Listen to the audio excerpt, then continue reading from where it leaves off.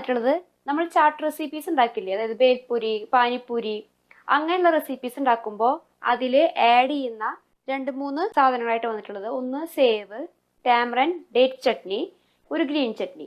അങ്ങനെ 3 സാധനങ്ങളിൽ അത്യാവശ്യമായിട്ട് വേണ്ടതാണ്. അപ്പോൾ അതെങ്ങനെ ഉണ്ടാക്കാം നമുക്ക് നോക്കാം.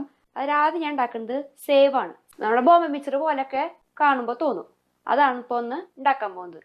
ആദ്യം തന്നെ വേണ്ടത് കടലമാവ്. 1 കപ്പ് കടലമാവാണ് ഞാൻ എടുത്തിട്ടുള്ളത്. പിന്നെ വേണ്ടത് മഞ്ഞൾപ്പൊടി, ഉപ്പ്, കായപ്പൊടി, പിന്നെ വേണ്ടത് ഫ്രൈ ചെയ്യാൻ വേണ്ട ഓയില്. അത് നമുക്ക് സേവ് ഉണ്ടാക്കാൻ തുടങ്ങിയാലോ. നേരത്തെ കാണിച്ച കടലമാവില്ലേ, അതെടുക്കുക. അതിലോട്ട് ഉപ്പ് ആഡ് ചെയ്യാം. പിന്നെ വേണ്ടത് മഞ്ഞൾപ്പൊടി 1/4 സ്പൂൺ തൊട്ട് 1/2 സ്പൂൺ വരെ ആഡ് ചെയ്യാം. പിന്നെ വേണ്ടത് കായപ്പൊടി.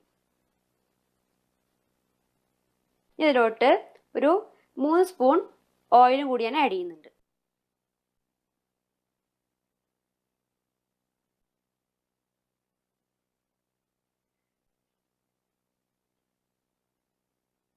നന്നായി മിക്സ് ചെയ്യുക. അയമോദകം പൊടി ഉണ്ടെങ്കിൽ അതും കൂടി ആഡ് ചെയ്യാം കേട്ടോ. ഇതിലേക്ക് കുറച്ചായിട്ട് വെള്ളം ആഡ് ചെയ്തിട്ട് നൂലപ്പത്തിന് ഉണ്ടാക്കുന്ന ഒരു പരുവല്ലേ, അതേപോലെ ഉണ്ടാക്കിയെടുക്കാം. പച്ചവെള്ളമാണ് ആഡ് ചെയ്യുന്നത് കേട്ടോ, ചൂടുവെള്ളമല്ല. വെള്ളം കൂടാതെ ഇരിക്കാനായിട്ട് ശ്രദ്ധിക്കുക. ബൈ ചാൻസ് വെള്ളം കൂടാണെങ്കിൽ കുറച്ചും കൂടി പൊടി ആഡ് ചെയ്താൽ മതി. സേവ് ഉണ്ടാക്കാനുള്ള ഡൗ റെഡി ആയിട്ടുണ്ട്. കണ്ടാൽ നല്ല സോഫ്റ്റ് ആണ്. പിന്നെ നമ്മൾ ഈ സാധനം കുഴയ്ക്കുമ്പോൾ കൈ മുട്ടി പിടിക്കുക. അപ്പോൾ ആരും പേടിക്കണ്ട. കുറച്ച് എണ്ണത്തൊക്കെ കയ്യിൽ തടവിയതിന് ശേഷം നന്നായിട്ട് കുഴച്ചെടുത്താൽ മതി. ഇനി പാത്രത്തിൽ ഒട്ടി പിടിക്കാൻ തോന്നുകയാണെങ്കിൽ കയ്യിലെടുത്തിട്ട് കാണിച്ചു തരാം. ഡൗ റെഡി ആയെന്ന് തോന്നുകയാണെങ്കിൽ പിന്നെ കയ്യിലെടുത്ത് ഇങ്ങനെ നമ്മൾ നന്നായിട്ട് തിരുമ്മി കൊടുക്കുക. അപ്പോൾ നന്നായിട്ട് സോഫ്റ്റ് ആയിട്ട് കിട്ടും നമുക്ക്. അപ്പോൾ ഈ സെയിലേ ഇനി എന്ത് വേണമെന്ന് വെച്ചാൽ നമ്മുടെ സേവനാഴിയില്ലേ, അതിലേക്ക് സോഫ്റ്റ് ആക്കി വെച്ചിട്ടുള്ള മാവ് ആഡ് ചെയ്യണം. അതിനു മുമ്പ് ഇതിനുള്ളിലൊക്കെ ഓയിൽ തടവാം.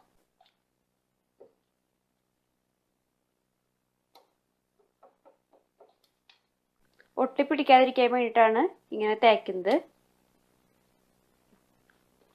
എല്ലായിടത്തേക്കും തേച്ച് പിടിപ്പിച്ചിട്ടുണ്ട്. ഇതിലോട്ട് ചെറിയ ഹോളുള്ള ഈ അച്ചും കൂടി വെക്കാം.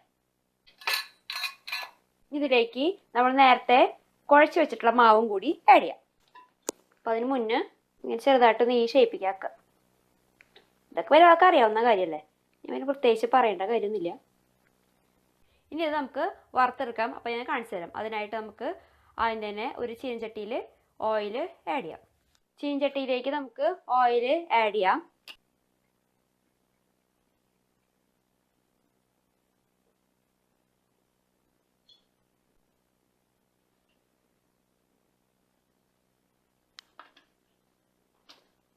ഇനി ഇത് ചൂടാക്കാം.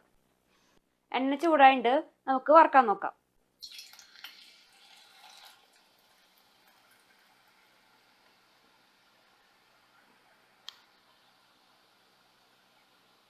മീഡിയം ടു ലോ ഫ്ലെയിമിൽ ഇട്ടിട്ട് വേണം വറുക്കാനായിട്ട്. ഫസ്റ്റ് ബാച്ച് വറുത്ത് കഴിഞ്ഞിട്ടോ. ഇതേപോലെ എല്ലാം വറുത്തെടുക്കാം. പിന്നെ നമ്മൾ ഫ്ലെയിം കൂട്ടി വയ്ക്കാൻ വെച്ചാൽ പെട്ടെന്ന് കരിഞ്ഞു പോകാൻ ചാൻസ് ഉണ്ട്. അപ്പോൾ അത് കാരണം കൊണ്ട് ഫ്ലെയിം വളരെയധികം ശ്രദ്ധിക്കണം. ലോ ടു മീഡിയം ഫ്ലെയിം ഞാൻ പ്രത്യേകം ഓർമ്മിപ്പിക്കുകയാണ്.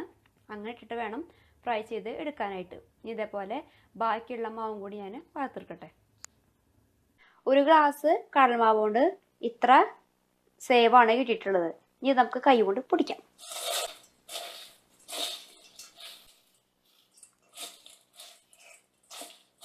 ഇത് കണ്ടില്ലേ, സേവ് റെഡി ആയിട്ടുണ്ട് കേട്ടോ.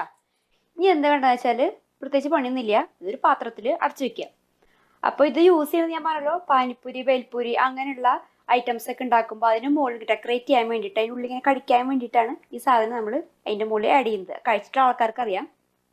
കഴിക്കാത്ത ആൾക്കാർക്ക് ഇനിയിപ്പോൾ ആലോചിക്കേണ്ട, അയ്യോ പാനിപ്പൂരിയുടെയും ബേൽപൂരി റെസിപ്പീസ് ഇനി എവിടെ കിട്ടാൻ ആലോചിച്ച് വിഷമിക്കേണ്ട. അതൊക്കെ ഞാൻ തന്നെ ഇട്ട് കാണിച്ചു തരുന്നുണ്ട് കേട്ടോ. ഇപ്പോൾ സേവ് ഉണ്ടാക്കിയത് കൂടിപ്പോയി, അയ്യോ ബാക്കി ആയില്ലോ എന്ന് ടെൻഷൻ ആർക്കും വേണ്ട കേട്ടോ. ഇത് വെറുതെ വാരി വയ്ക്കാൻ ടേസ്റ്റാണ്. അല്ലെങ്കിൽ ഒരു കാര്യം ചെയ്യാം, നമുക്ക് തട്ടിക്കൂട്ടായിട്ട് ഒരു മിക്സർ ഉണ്ടാക്കാം. ഇതിൽ റോസ്റ്റ് ചെയ്തിട്ടുള്ള പീനട്ടും പിന്നെ പൊട്ടുകടലയും അത് പിന്നെ കുറച്ച് വേപ്പില അതൊക്കെ ഒന്ന് ഫ്രൈ ചെയ്തിട്ട് ഇതിൻ്റെ ഉള്ളിൽ കൂടെ ഇട്ടിട്ട് ജസ്റ്റ് ഒന്ന് മിക്സ് ചെയ്തിട്ട് പിള്ളേർക്ക് കൊടുത്തിട്ടുണ്ടെങ്കിൽ അതൊരു മിക്സറായിട്ട് യൂസ് ചെയ്യാം. അപ്പോൾ ഒരു വെടിക്കുണ്ട് പക്ഷേ. അപ്പോൾ എല്ലാവരും ട്രൈ ചെയ്യലോ. അപ്പം ഇനി ടാമറിൻഡ് ഡേറ്റ്സ് ചട്നി ഉണ്ടാക്കാൻ നമുക്ക് നോക്കാം. അപ്പം അതിനായിട്ട് ആദ്യം തന്നെ ഞാൻ ഡേറ്റ്സ് എടുത്തിട്ടുണ്ട്. ഡേറ്റ്സ് വെള്ളത്തിൽ സോക്ക് ചെയ്ത് വെച്ചിട്ടുള്ളത് 2 മണിക്കൂറെങ്കിലും സോക്ക് ചെയ്ത് വെക്കണം. കുരു കളഞ്ഞിട്ട് വെക്കുകയായിരിക്കും കുറച്ചും കൂടി നല്ലത്.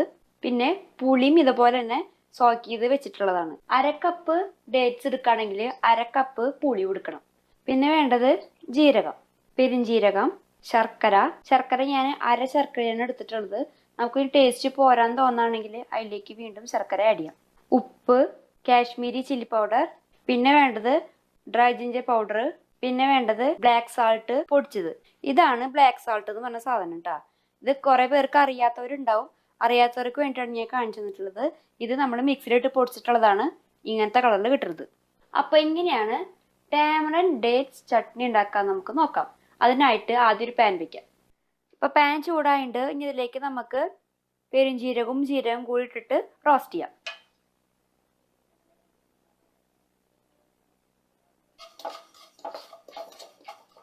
ഞാനിപ്പോൾ അതിന്റെ അളവ് നോക്കിയിട്ടില്ല. പക്ഷേ ടാമറിൻഡ് ചട്നി നമ്മൾ ഇടില്ലേ, ആ ടൈമിൽ ഞാൻ എത്ര സ്പൂൺ ഇടണം എന്നുള്ളത് കറക്റ്റ് ഞാൻ പറഞ്ഞു തരാം. പിന്നെ നന്നായിട്ട് റോസ്റ്റ് ആവണം, അല്ലെങ്കിൽ ഇത് നമ്മൾ മിക്സിയിൽ ഇടുമ്പോൾ പൊടിച്ച് കിട്ടില്ല. അപ്പോൾ നന്നായിട്ടൊന്ന് റോസ്റ്റ് ആക്കട്ടെ. ലോ ടു മീഡിയം ഫ്ലെയിമിൽ ഇട്ടിട്ട് വേണം റോസ്റ്റ് ചെയ്ത് എടുക്കാനായിട്ട്. പെരുംജീരകവും ജീരകവും നന്നായിട്ട് റോസ്റ്റ് ആയിട്ടുണ്ട് കേട്ടോ. ഞാൻ 5 മുതൽ 10 മിനിറ്റ് വരെയാണ് റോസ്റ്റ് ചെയ്യാനായിട്ട് എടുത്തിട്ടുള്ള ടൈം. ലോ ഫ്ലെയിം ഇട്ടിട്ടാണ് ഞാൻ റോസ്റ്റ് ചെയ്തെടുത്തിട്ടുള്ളത്. അപ്പം ഇനി എന്ത് വേണമെന്ന് വെച്ചാൽ ഇത് ചെറിയ ജാറിലേക്ക് മാറ്റിയിട്ട് നമുക്ക് ബാക്കിയുള്ള കാര്യങ്ങൾ ചെയ്യാം. ചൂടാറിയതിന് ശേഷം നന്നായിട്ട് പൊടിച്ചെടുക്കാം. ചെറിയ ജാറിലേക്ക് മാറ്റുമ്പോൾ അതിൽ വെള്ളം ഉണ്ടാവാൻ പാടില്ല കേട്ടോ. നന്നായി തുടച്ചതിന് ശേഷം മാത്രം ആഡ് ചെയ്യാനായിട്ട് ശ്രദ്ധിക്കാം. അപ്പോൾ ഫസ്റ്റ് സ്റ്റെപ്പ് കഴിഞ്ഞു. ഇനി ചെയ്യണമെന്ന് വെച്ചാൽ നമ്മൾ പുളിയും ഡേറ്റ്സും കൂടിയിട്ട് സോക്ക് ചെയ്യാൻ വെച്ചിട്ടുണ്ടായിരുന്നു, അതിലേക്ക് ആഡ് ചെയ്യാം. ആ വെള്ളത്തോട് കൂടി തന്നെ ആഡ് ചെയ്യാം കേട്ടോ. ഇതിലേക്ക് ശർക്കരയും കൂടി ആഡ് ചെയ്യണം. നന്നായി ഒന്ന് മിക്സ് ചെയ്യാം. ഇതിലേക്ക് കുറച്ചും കൂടി വെള്ളം ഒഴിക്കാം. നമുക്ക് ചട്നി ആയിട്ടല്ലേ വേണ്ടത്, അപ്പോൾ കുറച്ചും കൂടി വെള്ളം ഒഴിക്കാം.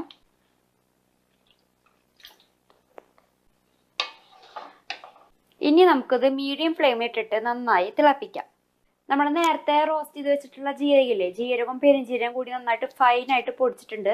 അത് 1/2 സ്പൂൺ, ഈ ഒരു സ്പൂണിൽ 1/2 സ്പൂണിലേക്ക് ആഡ് ചെയ്തിട്ടുണ്ട്. പിന്നെ ഇതിലേക്ക് ഉപ്പ് ആഡ് ചെയ്തിട്ടുണ്ട്. ഉപ്പ് നമ്മുടെ ടേസ്റ്റ് അനുസരിച്ചിട്ട് ആഡ് ചെയ്താൽ മതി, കുറച്ച് ആഡ് ചെയ്താൽ മതി.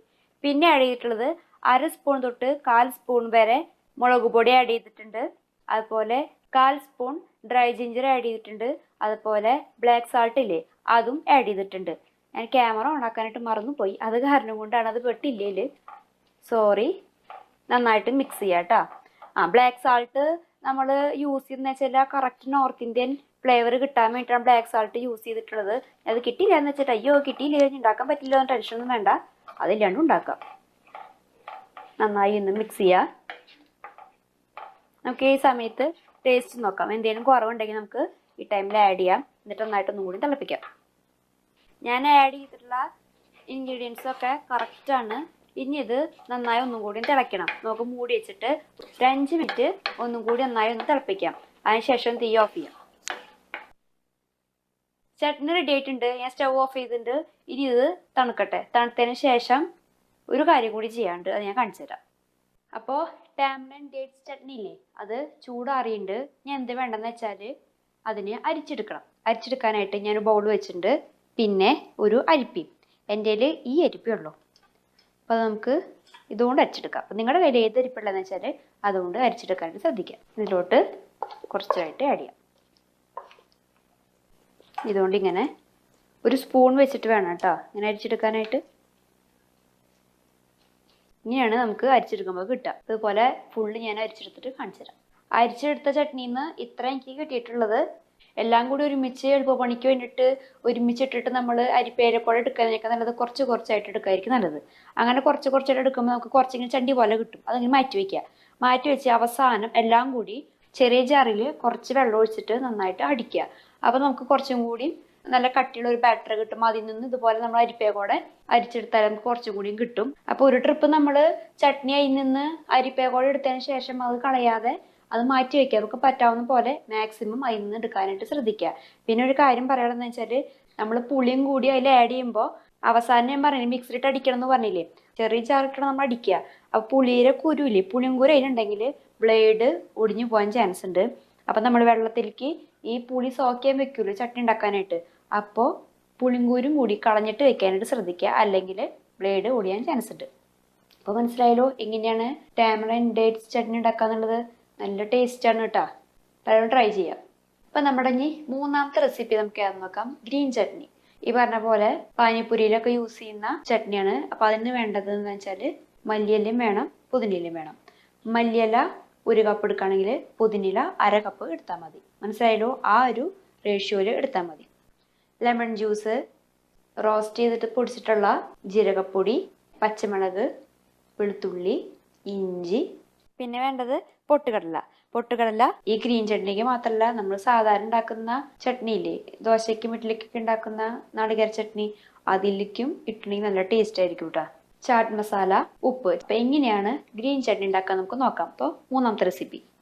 ഇനി ജാറിലോട്ട് നമുക്ക് ഇലകൾ ആഡ് ചെയ്യാം. ഞാൻ 1/4 കപ്പ് പുതിനയിലയും 1/2 കപ്പ് മല്ലിയിലാണ് ആഡ് ചെയ്തിട്ടുള്ളത്.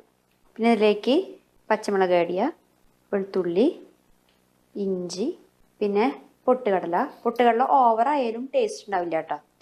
ഒരു മിതമായ രീതിയിൽ ആഡ് ചെയ്യണം. ഇതിപ്പോൾ 2 സ്പൂൺ ഉണ്ടാവുള്ള കടലപ്പരിപ്പിലേക്ക് ഉപ്പ് ഇങ്ങനെ കുറച്ച് കഴിയുമ്പോൾ നമുക്ക് ടേസ്റ്റ് നോക്കിയിട്ട് ആഡ് ചെയ്യാം. ചാട്ട് മസാല 1/4 സ്പൂൺ തൊട്ട് 1/2 സ്പൂൺ വരെ ആഡ് ചെയ്യാം കയ്യിലുണ്ടെങ്കിൽ. പിന്നെ റോസ്റ്റ് ചെയ്ത് പൊടിച്ചിട്ടുള്ള ജീരകത്തിൻ്റെ പൊടി 1/4 സ്പൂൺ തൊട്ട് 1/2 സ്പൂൺ വരെ ആഡ് ചെയ്യാം. ഇതിലേക്ക് ആഡ് ചെയ്യാനുള്ളത് ലെമൺ ജ്യൂസാണ്.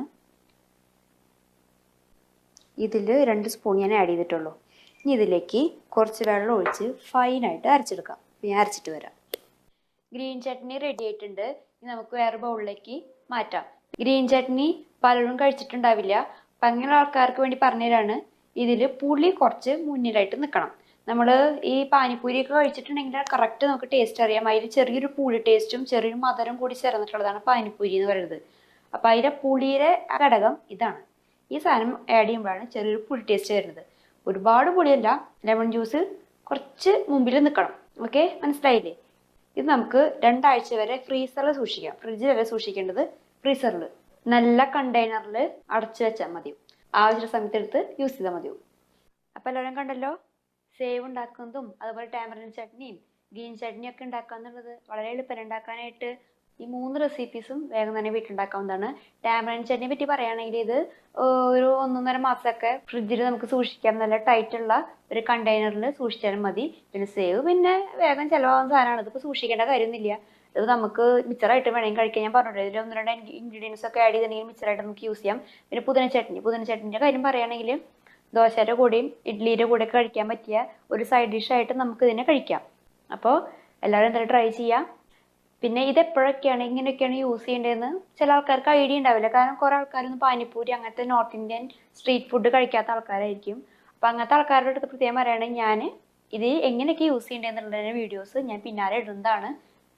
പിന്നെ ചാനൽ സബ്സ്ക്രൈബ് ചെയ്യാത്ത ആൾക്കാരാണെങ്കിൽ സബ്സ്ക്രൈബ് ചെയ്യുക, നിങ്ങൾ ഫ്രണ്ട്സിന് ഷെയർ ചെയ്യണം. ഇഷ്ടപ്പെട്ട റെസിപ്പീസ് ലൈക്ക് ചെയ്യുക. എന്ത് സംശയങ്ങൾ ഉണ്ടെങ്കിലും കുക്കിങ്ങിനെ പറ്റിയിട്ടുള്ള എന്ത് സംശയങ്ങളും എന്നോട് ചോദിക്കാം. ഞാൻ വേഗം തന്നെ മറുപടി തരുന്നതായിരിക്കും. ഓക്കെ, അപ്പോൾ നല്ല റെസിപ്പീസായിട്ട് ഞാൻ വീണ്ടും വരും. അതുവരേക്കും ടാറ്റാ.